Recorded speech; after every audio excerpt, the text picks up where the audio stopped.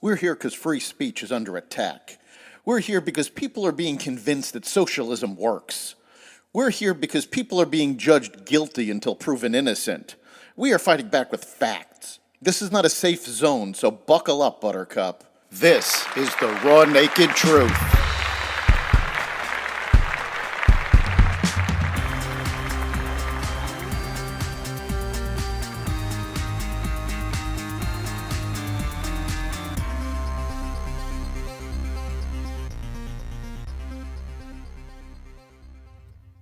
Inflation, a record donation, the loss of an icon, and more. Welcome to the Raw Naked Truth. I'm your host, Eric Lupkin, and here's the news you need to know. Inflation at the wholesale level rose more than expected in January, the latest sign that painfully high consumer prices could take some time to dissipate.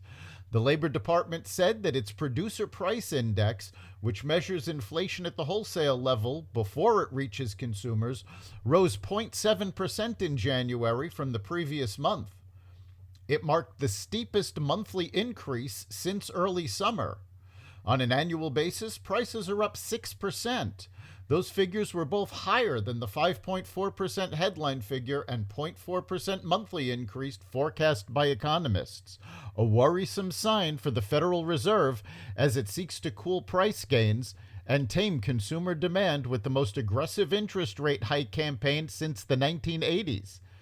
Excluding the more volatile measurements of food and energy, core inflation rose 0.5% for the month, the highest increase since May 2022 and nearly double the Wall Street estimate. This followed a higher than expected consumer price index. The combination of the reports indicate the Fed will continue to raise interest rates. Michael Jordan celebrated his 60th birthday in a huge way. The six-time NBA champion donated $10 million to the Make-A-Wish Foundation, the largest individual donation the organization has received in its 43-year history. For the past 34 years, it's been an honor to partner with Make-A-Wish and help bring a smile and happiness to so many kids, Jordan said in a news release. Witnessing their strength and resilience during such a tough time in their lives has truly been an inspiration. Department of Transportation Secretary Pete Buttigieg faced intense criticism Wednesday after he took the opportunity of the train derailment in East Palestine, Ohio, to tout his department's work on rail safety. Buttigieg tried to lay out the steps his agency is taking to address the issue in a Twitter thread, while deferring blame for an ongoing disaster that happened under his watch. In the wake of the East Palestine derailment and its impact on hundreds of residents, we're seeing lots of newfound or renewed and welcome interest in our work on rail safety. So I wanted to share more about what we've been doing in this area, Buttigieg tweeted at the beginning of the long thread.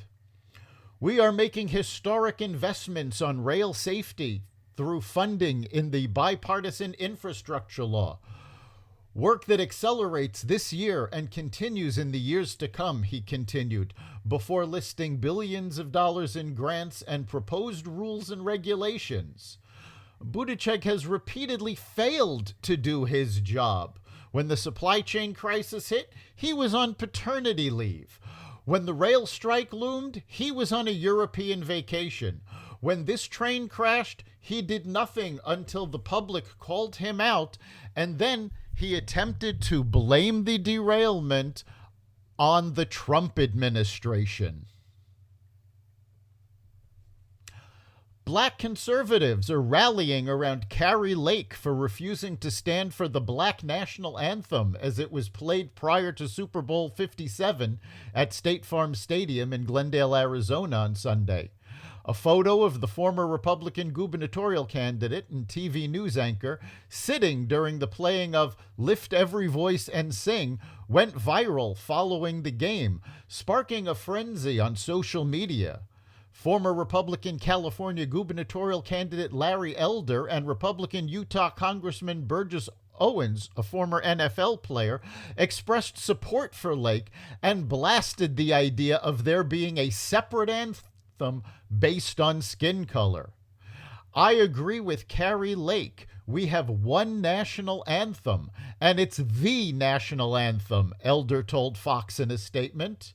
I am as opposed to playing both anthems as I am the term African American and to Black History Month, he continued.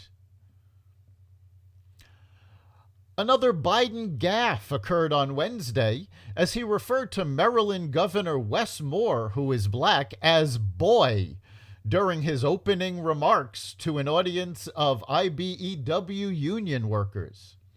You got a hell of a new governor in Wes Moore, I tell you, Biden said, eliciting applause. He's the real deal, and that boy looked like he could still play. He got some guns on him. This is not the first time that Biden has referred to someone as boy.